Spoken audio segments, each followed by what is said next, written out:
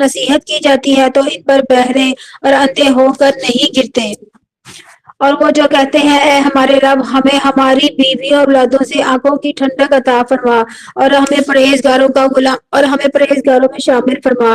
یہ لوگ ہیں جنہیں جزا میں بلند بالا محل عطا کیے جائیں گے، اس لیے کہ انہوں نے صبر کیا، اور ان میں ان کا استقبال زندگی کی دعا اور سلام کے ساتھ کیا جائے گا، ہمیشہ اس میں رہنے والے ہیں، وہ ٹہرنے اور رہنے کی اچھی جگہ ہے۔ کہ میرا رب تمہاری پرواہ نہیں کرتا، اگر تمہارا پکارنا نہ ہو بے شک تم نے جھٹلایا، یا تو عنقریب اس کا انجام چمٹ جانے والا ہوگا۔ اس رکوع میں پہلے تو اللہ تعالیٰ اپنی نشانیاں بیان کر رہے ہیں، رات کا آنا اور دن کا جانا، اور پھر اللہ تعالیٰ کہتے ہیں کیسے ہم رات کو قبض کر لیتے ہیں، کیسے دن کو پھیلا دیتے ہیں، اور کیسے ہوائیں چلتی ہیں، آسمان سے جو ہے وہ ہوائیں آتی ہیں، اور رات کی نیند کو بھی موت کہا گیا، چھوٹی موت کہا گیا، اس لیے جو اس کے دن کو اٹھنا جو ہے نا اس کو نشور کہا گیا، یعنی جاگنا، منتشر ہو جانا۔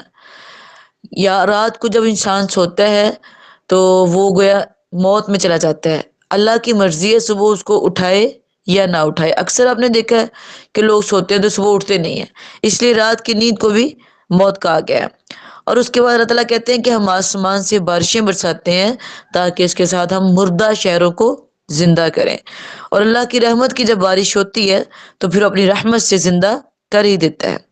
اور اس کے بعد اللہ تعالیٰ کہتے ہیں کہ ہم نے دو دریاؤں کو ملا دیا۔ آپ نے دیکھا ہوگا اکثر دو دریا ہے جو ایک جگہ پہ ہے، ایک کی طرف پانی کھارا ہے یعنی کڑوا ہے، اور ایک طرف میٹھا ہے، اور وہ ساتھ ساتھ بہتے ہیں، بالکل ساتھ ساتھ۔ اور میں نے دیکھا تھا کہ ایک شخص باقاعدہ دونوں پانیوں کو بوتل میں ڈال کے مکس کر رہا ہے یوں اپنے ہاتھ سے، لیکن وہ مکس نہیں ہو رہے۔ یہ اللہ کی بہت بڑی قدرت ہے۔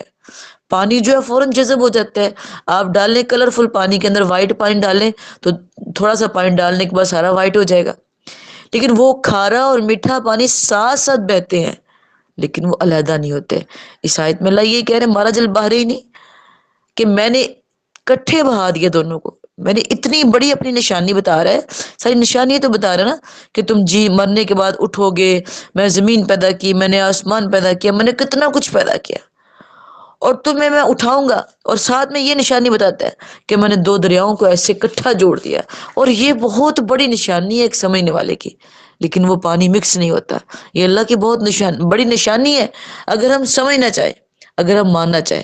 اس کے بعد اللہ کہتے ہیں والذی خلق من الماء، پھر میں نے تجھے پیدا کیا ایک پانی کے قطرے کے ساتھ، پھر میں نے تیرا خاندان بنایا، تیرا سسرال بنایا، تیرے رشتہ دار بنائے، پھر بھی میرے ساتھ شریک کرتے ہو۔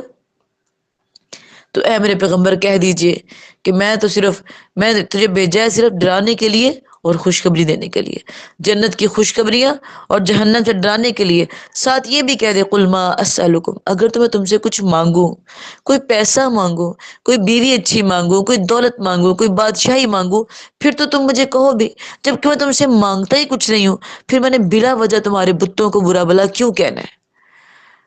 جب ابو طالب ابھی دنیا میں تھے تو ابو طالب کے پاس آئے کفار، کہتے ہیں اللہ کے نبی اے ابو طالب اپنے بھتیجے سے کو خوبصورت لڑکی چاہیے تو پورے مکے کی خوبصورت لڑکی اس کو دیں گے، اگر دولت چاہیے اس کو بہت دولت دیں گے، بادشاہی چاہیے تو اس کو بادشاہی دیں گے، اس کو کہہ دو کہ ہمارے پیغمبروں ہمارے بتوں کو برا بھلا کہنا چھوڑ دے۔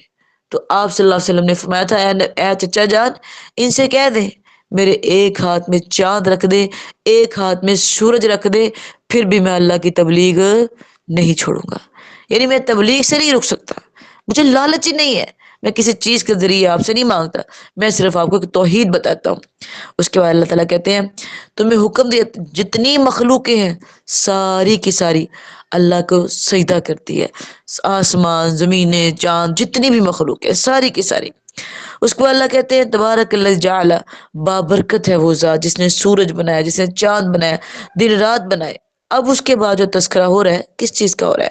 یہ ساری اپنی تعریفیں کی ہیں کہ میں نے یہ کیا، میں نے پیدا کیا، اولادیں دی، اس کے بعد نبی کے آنے کا مقصد بتایا۔ اب کیا کہہ رہا ہے؟ اب کہتے ہیں وعباد الرحمن الذین یمشون، یہ ہے رحمان کے بندے، ان کی کچھ صفات ہے۔ آج آپ نے غور کرنا ہے کہ ہم رحمان کے بندے ہیں یا اس سے ہٹ کے ہیں۔ یہ رحمان کے بندوں کی پہلی صفت ہے. وعباد الرحمن الذین، رحمان کے بندے بڑے مزے کے الفاظ ہیں. اللہ کے بندے یمشون، جو چلتے ہیں الارض زمین پر، ہونن آہستہ آہستہ، تکبر سے نہیں چلتے.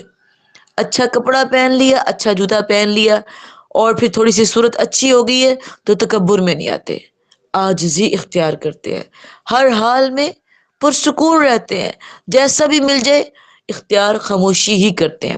اور اس کے بعد اکڑ اکڑ کے نہیں چلتے ہیں. تو لقمان علیہ السلام نے اپنے بیٹے سے کہا تھا، میرے بیٹے نہ تو پہاڑوں کو توڑے گا نہ تو زمین کو توڑے گا، نہ تو پہاڑوں کو پھاڑ سکتا ہے، لہذا تکبر مت کر، کیونکہ تکبر اللہ کو پسند نہیں ہے. جو انسان تکبر کرتا ہے نا، اللہ عزت دیتا ہے اس کو، لیکن جب وہ تکبر میں آ جاتا ہے تو پھر اللہ اس کو پٹک دیتا ہے، ذلیل و رسوا کر دیتا ہے، کیونکہ اللہ کو تکبر پسند نہیں ہے. کبریائی تو اللہ کی چادر ہے نا، ہم پہ تو تکبر سوٹ ہی نہیں کرتا. ہم تو ایک حقیر خطرے سے پیدا ہوئے ہیں، پھر ہم نے مٹی میں جانا، مٹی سے آئے ہیں، تو پھر تکبر کس بات کا ہے. نمبر 2، وَإِذَا خَاطَبَهُمُ الْجَاهِلُونَ، جب ان کو مخاطب کرتا ہے جاہل تو آگے سے کہتا ہے قَالُوا سلام. آج کل جیسے آپ نے روزہ رکھا ہے، عام روٹین میں بھی کوئی چغلی کرنے بیٹھتا ہے، کوئی جاہلیت کی باتیں کرتا ہے، اس کو بولو سلامتی ہو، میں نے تجھے کچھ نہیں کہنا، اپنی بات اپنے پاس رکھو، یہ باتیں چھوڑ دو. روزے میں یہ ساری باتیں کرنے والی نہیں ہے.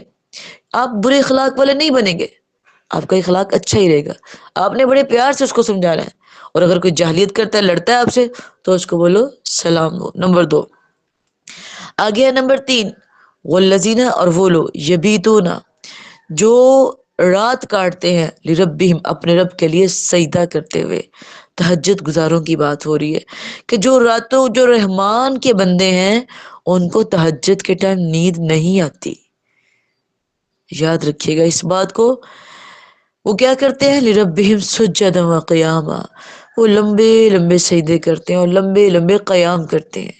اب یقین کریں کہ اللہ کے نبی کریم صلی اللہ علیہ وسلم کا قیام اتنا لمبا ہوتا تھا کہ سورۃ البقرہ، سورۃ آل عمران، سورۃ النساء ایک رکعت میں پڑھ جاتے تھے. صحابی رسول کہتے ہیں کہ ایک بار میں نے آپ وسلم کے پیچھے نماز پڑھی، تو آپ نے اتنی لمبی نماز پڑھی کہ میرے دل میں خیال ہے کہ میں نماز چھوڑ دوں.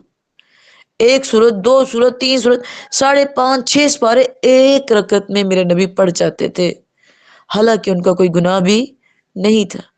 اور ہم تو اتنے گناہ گار ہیں، پھر ہم اس بات کی پرواہ کیوں نہیں کرتے؟ لربہم سجدا وقیاما، رحمان کے بندوں کی یہ صفت ہے کہ وہ تہجد پڑھتے ہیں. اللہ ہم سب کو بھی تہجد بنائے اور پوری زندگی کے لیے بنائے. صرف رمضان کے تہجد گزار نہ بنے، پوری زندگی کے بنے. رمضان میں اتنا مزہ لیں اس تہجد کے اندر کہ آپ کو عید کے بعد یہ مزہ تہجد کے ٹائم سونے نہ دے. بہت ساری خواتین ایسی ہیں جو کہتی ہیں ہماری خود ہی آنکھ کھل جاتی ہے. ان میں شامل ہو جائیں، خدا را ان میں شامل ہو جائیں، تہجد والوں میں شامل ہو جائیں، اللہ کے لاڈلے بن جائیں، اللہ کے پیارے بن جائیں، اللہ کے پیارے پرخلوص بندے بن جائیں. رحمان کے بندوں کی صفت ہے کہ وہ سجدے کرتے ہیں اور قیام کرتے ہیں. آپ کو سورہ یاسین آتی ہے، آپ کو سورہ بقرہ آتی ہے، آپ کو کوئی اور سورت یاد ہے، آپ کو صرف آخری پاؤ ہی یاد ہے، وہی ہاف ہاف کر کے پڑھ لے، بار بار پڑھے. صرف قل ہو اللہ والی نماز نہ رکھے، تھوڑا قیام اپنا لمبا کرنا شروع کریں تاکہ رحمان کے بندوں والی صفت ہمارے اندر آ جائے. اس کے بعد رحمان کے بندوں کی اگلی صفت کیا ہے؟ والذین یقولون ربنا اصرف، وہ ہمیشہ جہنم سے پناہ مانگتے ہیں. عبداللہ بن عمر فاروق رضی اللہ تعالیٰ عنہ ایک رات کو نا باہر نکلے تہجد کے ٹائم، تہجد سے پہلا ٹائم ہوگا، تو ایک صحابی نے ان کا پیچھا کیا کہ عمر جاتا کہاں ہے؟ خیر پیچھے پیچھے جا رہے ہیں. عمر رضی اللہ تعالیٰ عنہ مکے کے کنارے پہ یا مدینے کے کنارے پہ لاسٹ میں جا کے نا ایک گھر میں گھس گئے. وہ صحابی بڑا پریشان ہوا کہ ہے عمر اور کسی گھر میں، کہ مطلب کہ اس کے دل میں کوئی خیال آیا ہوگا. تو جب وہ 15 منٹ رہے یا 20 منٹ رہے وہاں سے نکلے نا، تو کہتے ہیں کہ میں فٹافٹ پیچھے گیا، میں نے دیکھا گھر بالکل صاف ستھرا ہے اور ایک بڑھی اماں ہے، اس کے ہاتھ میں چھڑی ہے، وہ کھانا کھا چکی ہے، ہاتھ صاف کر رہی ہے اور صاف ستھری اماں ہے. تو میں نے کہا یہاں پہ تو کوئی بھی نہیں ہے. کہتے میں نے اماں سے پوچھا اماں یہ تیرا گھر اتنا صاف ستھرا کیسے ہے اور تو نے کھانا بھی کھا لیا، تجھے کون روٹی بنا کے دیتا ہے؟ اماں کہتی مجھے نہیں پتا، ایک شخص آتا ہے اندھیرے میں آتا ہے اور اندھیرے میں چلا جاتا ہے، مجھے کھانا بھی کھلا جاتا ہے، مجھے پکا کے بھی دے جاتا ہے، میرا گھر بھی صاف کر جاتا ہے، مجھے سب کچھ کر جاتا ہے۔ تو کہتے ہیں کہ میں نے دیکھا عمر رضی اللہ تعالیٰ، کہتے اماں میں نے، تجھے پتا ہے وہ کون ہے جو تیری خدمت کر کے جاتا ہے روز؟ تو کہتی نہیں مجھے نہیں پتا، اللہ جانتا، کوئی اللہ کا بندہ ہے۔ کہتے میں نے کہا اماں وہ وقت کا خلیفہ ہے، یہ تھے وہ خلیفہ جو راتوں کو اٹھ اٹھ کے جا کے لوگوں کے گھروں کا خیال رکھتے تھے۔ کہتے میں پیچھے آیا عمر کے دیکھوں اب عمر کہاں گیا؟ کہتے عمر رضی اللہ تعالیٰ عنہ مسجد میں آئے اور قرآن مجید پڑھنے لگے اونچی آواز سے، اور یہ والی جو آیت ہے یقولون ربنا اصرف عنا عذاب جہنم، اس کو پڑھ کے بار بار رونے لگ گئے۔ کہتے میں پیچھے کھڑا تھا، میری چیخیں نکل گئی، عمر دن کو لوگوں کی خدمتیں، آدھی آدھی رات کو لوگوں کی خدمتیں کرتے ہو، اگر تمہیں اللہ جہنم سے نہیں بچائے گا تو کس کو بچائے گا؟ دیکھیے ان کو کتنی فکر تھی، جہنم سے بچنے کی ان کو کتنی فکر تھی۔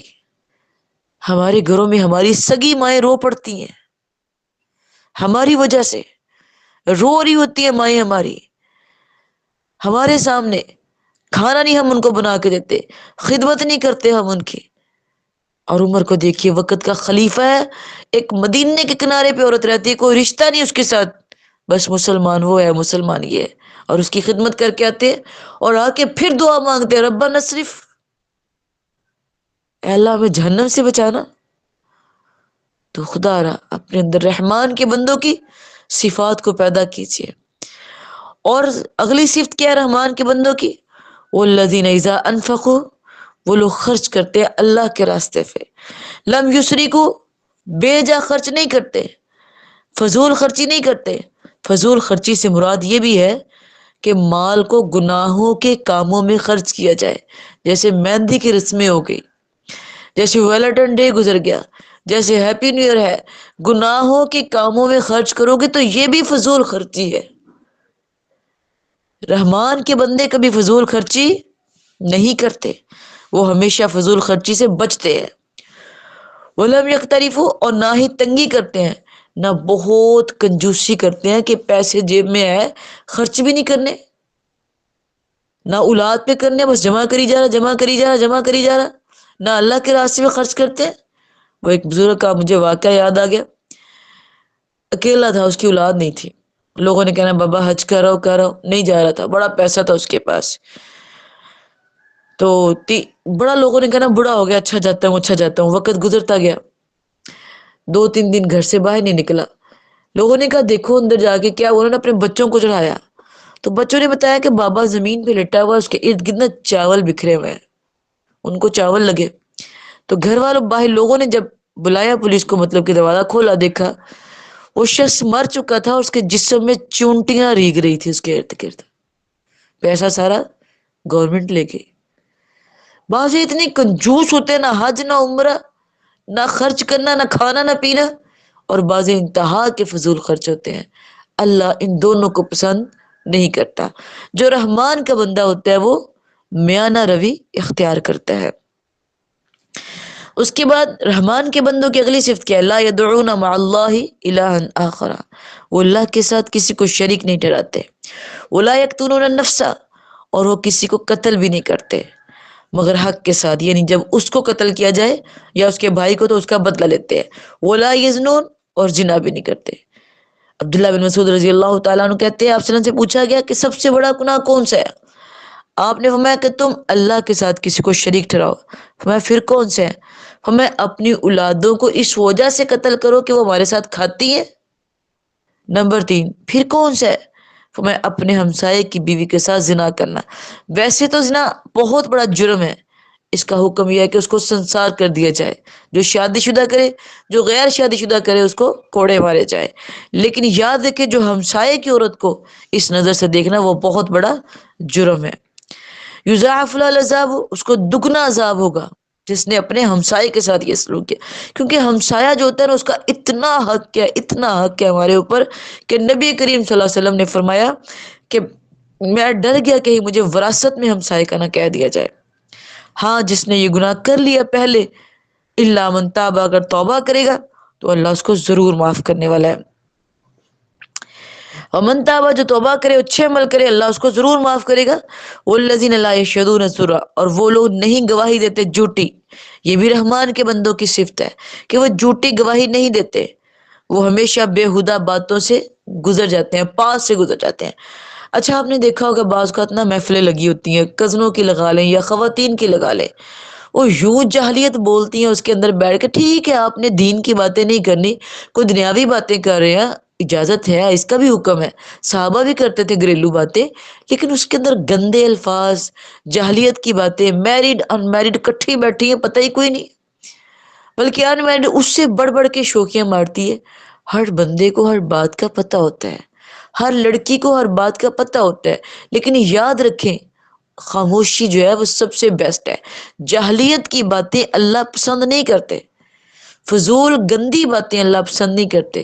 اپنے خامدوں کی باتیں آپ باہر کریں تو بدترین ہے وہ انسان. نبی صلی اللہ علیہ وسلم نے فرمایا کہ بدترین ہے وہ انسان. کہا اللہ کے نبی کون؟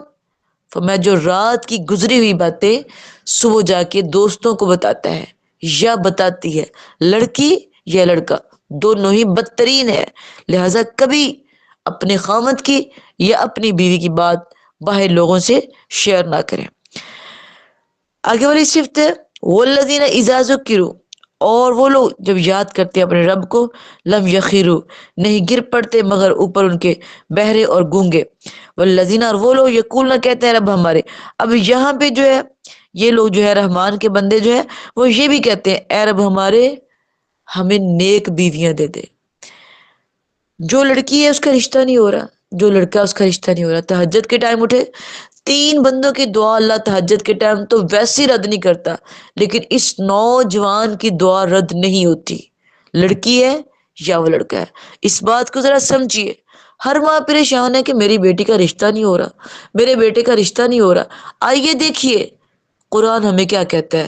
نبی صلی اللہ علیہ وسلم نے فرمایا وہ نوجوان لڑکا یا لڑکی تہجد کے ٹائم اٹھے اور دعا کرے اللہ مجھے نیک بیوی دینا. میں نے آج تک گناہ کی نگاہ سے کبھی کسی لڑکی لڑکے کو نہیں دیکھا.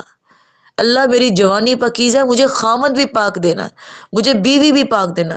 جب آپ یہ دعا مانگیں گے نا، یقین کریں کہ آپ کو بہت اچھا رشتہ اللہ دے گا، بہت اچھا رشتہ اللہ کروائے گا آپ کا. اگر آپ یہ دعا حصہ بنا لیں تو بتائیں اپنے بیٹوں بیٹیوں کو، بچپن میں ان کو یہ دعا یاد کروائے. لڑکی اگر کسی کو کہے گی میرا رشتہ نہیں ہو رہا تو شرم والی بات ہے، لیکن اگر اللہ کو کہے گی تو کوئی شرم والی بات نہیں ہے. تو ماؤں کی ٹینشنوں کو دور کرے، خود سے دعا مانگے اپنے لیے تہجد کے ٹائم، کوئی حرج نہیں ہے. یہ دیکھ لیں دعا سکھائی گئی ہے ہمیں، قرآن نے سکھائی ہے. من ازواجنا، ہمیں بیویاں اچھی دے، وذریاتنا، اور اولادیں ایسی دے جو ہماری آنکھوں کی ٹھنڈک بن جائے. یہ وہ دعا ہے جو میں آپ کو اکثر بتاتی ہوں کہ مانگیں آپ، تشہد میں پڑھیں اس دعا کو، انشاءاللہ. اگر اولادیں تنگ بھی کرتی ہیں تو ٹھیک ہو جائیں گی، آپ کو تنگ نہیں کریں گی، پریشان نہیں کریں گے. وجعلنا، اور ترجمہ دیکھیں اس کا کتنا زبردست ہے. اے اللہ ہمیں بیویاں نیک دے دے اور ہماری اولادوں کو ہماری آنکھوں کی ٹھنڈک بنا دے.